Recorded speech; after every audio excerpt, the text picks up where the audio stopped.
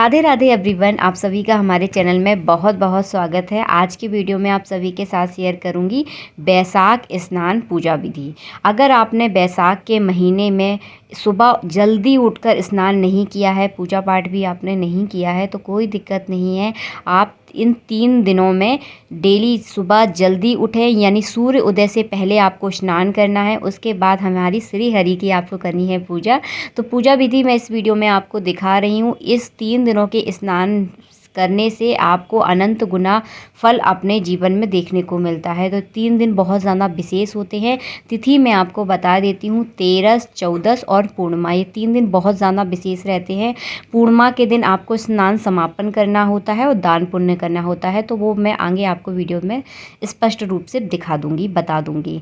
इस सबसे पहले देखिए, आप इस पूजा में श्री हरि की पूजा बहुत ज़्यादा विशेष रहती है। आप राम जानकी जी की पूजा कर सकते हैं, कृष्ण राधा जी की पूजा कर सकते हैं, हमारे बाल गोपाल जी की भी पूजा कर सकते हैं, विष्णु जी की भी आप पूजा कर सकते हैं। तो इनमें से आपके पास जो भी तस्वीर है, मूर्ति है, आप इनमें से किसी भी भगवान की पूजा आप कर सकते हैं। तो हम कर रहे हैं यहाँ पे, आज हम पूजा करेंगे भगवान श्री राधा कृष्ण जी की पूजा करेंगे और छोटे से अपने नन्हे मुन्ने बाल गोपाल की आज पूजा करेंगे। तो देखिए, अभी हो रहा है, गर्मियों का टाइम चल रहा है, तो आज हम स्नान कराएंगे, चंदन वाला स्नान कराएंगे। अगर आप पर लकड़ी का चंदन है तो आप उसको अच्छे से घिस लें और उसे पानी में घोलकर उसका जल बना लें। अगर आपके पास पाउडर वाला चंदन है तो आप उसे भी घोट सकते हैं। तो सबसे पहले देखिए, हमने यहाँ पर शुद्ध जल से स्नान करा लिया है। उसके बाद हम चंदन से स्नान कराएंगे। चंदन में आप फूलों की पत्तियाँ भी डाल दें, वो भी बहुत ठंडी रहती हैं, इस मौसम में बहुत सही रहती है। तो देखिए, सबसे पहले हमने बाल गोपाल को स्नान करा दिया है, अपनी राधा रानी को भी स्नान करा दिया है। इस तरह से देखिए, आपको अच्छे से स्नान कराना है भगवान को।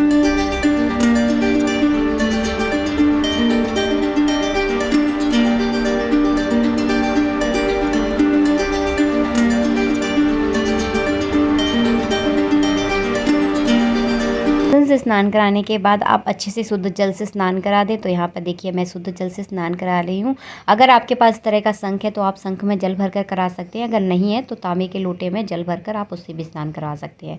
इसके बाद आप दाहिने ओर घी का दीपक आप ज़रूर जलाएं। हर पूजा में सबसे पहले घी का दीपक जलाया जाता है, तो हम हमेशा घी का दीपक जलाते हैं। तो देखिए, हमने यहाँ पर घी का दीपक जला लिया है। उसके बाद देखिए, हमने राधा कृष्ण जी को भी अच्छे से इत्र लगा दिया है और उनके कपड़े पहना दिए हैं। और यहाँ पर बाद हम अपने बाल गोपाल की अच्छे से सबसे पहले करेंगे इत्र से मालिश, उसके बाद पहनाएंगे उनको लंगोटी।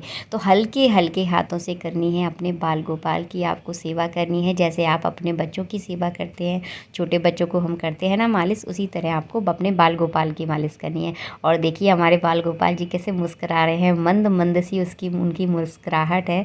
बहुत ज़्यादा प्रसन्न हो जाते हैं जब उनकी इस तरह से हम मालिश करते हैं। इसके बाद देखिए, हमारे पास इस तरह की लंगोटी है, तो इसको देखिए इस तरह से मैं पहनाऊँगी। कभी विस्तृत रूप में कभी मौका पड़ा तो ज़रूर आप लोगों के साथ शेयर करूँगी।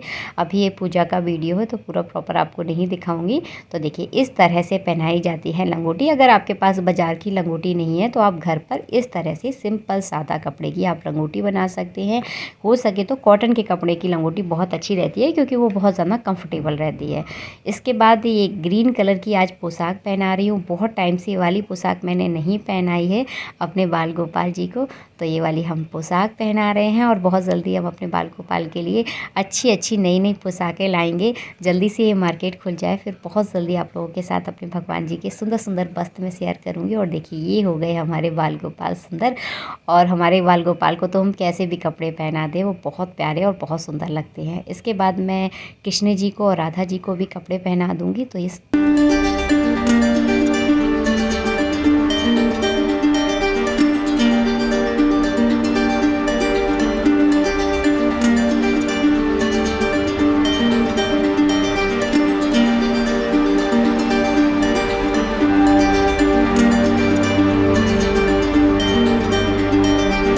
वस्त्र पहनाने के बाद देखिए, उनको चंदन से और रोली से करेंगे हम टीका। राधा रानी को मैं रोली का टीका लगाती हूँ और कृष्ण जी को, गोपाल जी को लगाती हूँ चंदन का टीका। तो देखिए, यहाँ पर मैंने चंदन का टीका लगा दिया। इसके बाद उनके बाल लगा दूँगी और उसके ऊपर लगा दूँगी मुकुट। तो देखिए, ये लग गया हमारे कृष्ण जी का मुकुट। और चलिए, अब बाल गोपाल जी को भी हम टीका लगा दें और टीका लगाने के बाद उनको मुकुट लगाएंगे। तो देखिए ये है हमारे बाल गोपाल जी। तो सबसे पहले चलिए उनको लगाते हैं चंदन का टीका।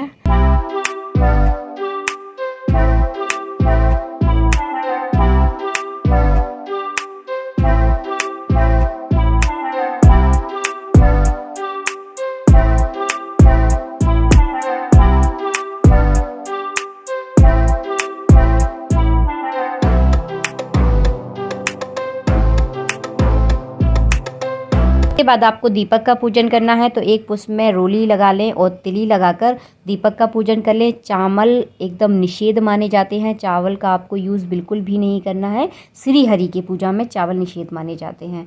इसके बाद देखिए ये है हमारे छोटे से नन्हे मुन्ने बाल गोपाल की बाँसुरी है, तो इसे भी हम उनके पास रख देंगे। तो देखिए ये रख दी हमने अपने बाल गोपाल की बाँसुरी। ये बाँसुरी हम जन्माष्टमी पर लेकर आए थे और जन्माष्टमी को हम सबको अपने घर में बाँसुरी ज़रूर लेकर आना चाहिए, क्योंकि इसका एक विशेष महत्व रहता है।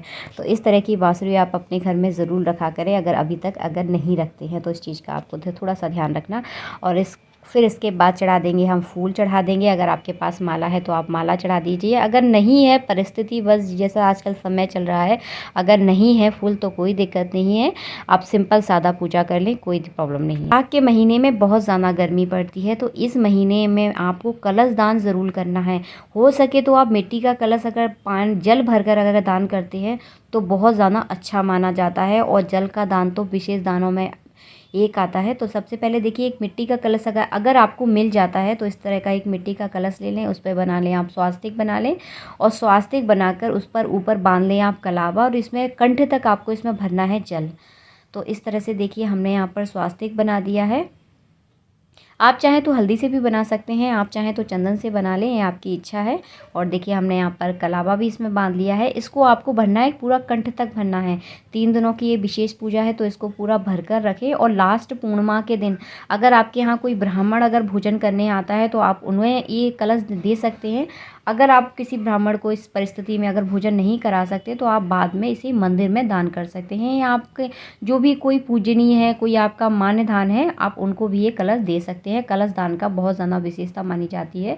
इसके ऊपर आप फल ज़रूर रखें, जो मौसमी फल होते हैं, जैसे तरबूज हो गया, खरबूजे हो गए, आम हो गए, इस मौसम में विशेष रहते हैं, तो इस मौसम की जो चीज़ें हैं आप ज़रूर चढ़ाएँ। ककड़ी हो गई तो इस मौसम में आती हैं, तो इस मौसम में आपको ज़रूर चढ़ाना है। इसके बाद देखिए हम फल चढ़ा देंगे। तुलसी श्री हरि की पूजा में विशेष मानी जाती है, तो तुलसी आपको हमेशा चढ़ानी है, चाहे मैं आपको बताऊं या ना बताऊं। इस चीज़ का आप याद रखें कि तुलसी आपको ज़रूर चढ़ानी है। तो देखिए हमने यहाँ पर तुलसी भी चढ़ा दी है। जितना भी आपने भोग लगाया है, भोग में आप तुलसी ज़रूर डाला करें। इसके बाद देखिए मैं आपको यहाँ पर एक खास चीज़ ज़रूर बताना चाहूँगी। 3 दिनों की खास पूजा है, 13, 14 और पूर्णिमा। इन 3 दिनों में अगर आप भगवत गीता का अगर पाठ करते हैं तो इसका आपको बहुत ज़्यादा फल प्राप्त होता है। आपके घर में सुख और समृद्धि की कभी कोई कमी नहीं रहती, आपका जीवन हमेशा खुशहाली से भरा रहता है। तो 3 दिन ये बहुत ज़्यादा विशेष है। इन 3 दिनों में आप गीता का पाठ ज़रूर करें, इससे आपके पितरों को बहुत ज़्यादा सुख मिलता है, आपके पितृ बहुत ज़्यादा प्रसन्न होते हैं। तो पितरों के लिए भी एक खास उपाय है। हर पूजा में अपने पितरों के लिए मैं कुछ ना कुछ उपाय आप सबको बताती रहती हूँ। तो ये बहुत ज़्यादा अच्छा अवसर है, 3 दिन आप पूजा ज़रूर करें, बहुत ज़्यादा आपको फ़र्क महसूस होगा इससे। इसके बाद आपके अलावा विष्णु सहस्त्रनाम, गोपाल सहस्त्रनाम का पाठ बहुत ज़्यादा विशेष रहता है, इसका अपना एक विशेष महत्व है।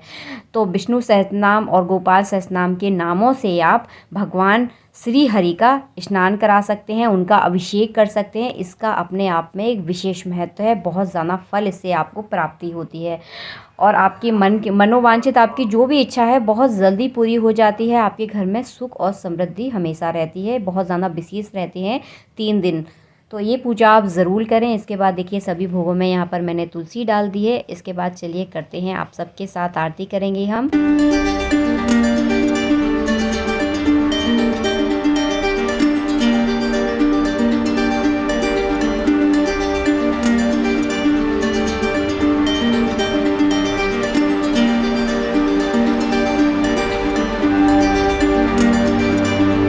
आरती करने के बाद देखिए आपको देना है जल का अर्घ। अगर आपके पास इस तरह का शंख नहीं है तो आप हाथ में, अपने सीधे हाथ में जल लेकर इस तरह से देखिए 3 बार आप घुमाकर अर्घ दे सकते हैं। तो और ये अर्घ का जल अपने ऊपर और अपने परिवार वालों के ऊपर छिड़का जाता है। बहुत ज़्यादा शांति मिलती है इस जल से। तो देखिए इस तरह से करनी है आपको बैसाख के महीने में 3 दिन पूजा। इस पूजा के करने से आपको पूरे बैसाख के महीने का पुण्य आपको प्राप्त होगा। और बैसाख का महीना बहुत ज़्यादा विशेष माना जाता है। स्नान के लिए तो बहुत ज़्यादा विशेष माना गया है बैसाख का महीना। तो इस तरह से आप सिंपल सादा तरीके से पूजा कर सकते हैं। दान में आपको बता दूं, इस मिट्टी का कलश आपको जल भरकर दान करना है। मौसमी फल आप दान कर सकते हैं, जो भी इस मौसम में आते हैं। बैसाख के महीने में जो भी फल आते हैं उन फलों का आप दान कर सकते हैं। हाथ वाले पंखे का आप दान कर सकते हैं।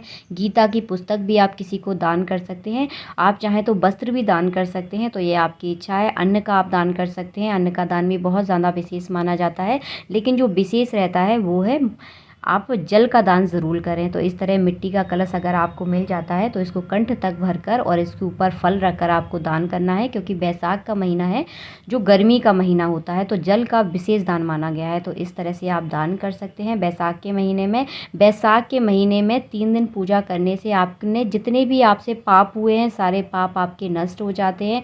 पापों को एकदम नष्ट कर देती है ये 3 दिन की पूजा, और आपके घर में सुख और समृद्धि रहती है इस पूजा करने से। बैसाख के महीने में आप 3 दिन ज़रूर पूजा करें। इस तरह से आपको देखिए पूजा करनी है। और पूर्णिमा के दिन इस पूजा का समापन करने के बाद आप हो सके तो दोनों जोड़ी से आप ब्राह्मण और ब्राह्मण की पत्नी जो भी हैं उनको आप भोजन ज़रूर कराएं। और भोजन कराने के बाद पत्नी को आप सुहाग का सामान अर्पण करें, कुछ दक्षिणा दे दें। आप इस तरह से वस्त्र भी आप दान कर सकते हैं दोनों को। तो इस तरह से आपको पूजा करनी है। आई होप आपको हमारा वीडियो पसंद आया है। अगर वीडियो अच्छा लगता है तो वीडियो को आप लाइक कर दीजिए। जय श्री राधे राधे राधे।